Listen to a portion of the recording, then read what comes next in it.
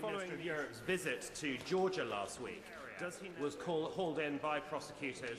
Prime Minister and other ministers, the expectation of United Kingdom and Georgia's other friends.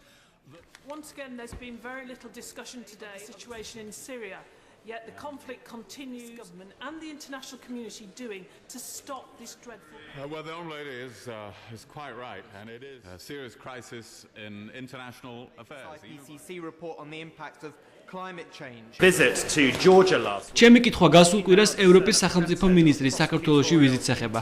ხედავს თუ არა ის საქართველოში პოლიტიკური ოპოზიციის წარმომადგენლების სასამართლო დევნის ნიშნებს და იზიარებს თუ არა ჩემს უკიდურეს შეშფოთებას გიგა ბოკერიას პროკურატურაში დაბარების გამო. Hauled in by prosecutors.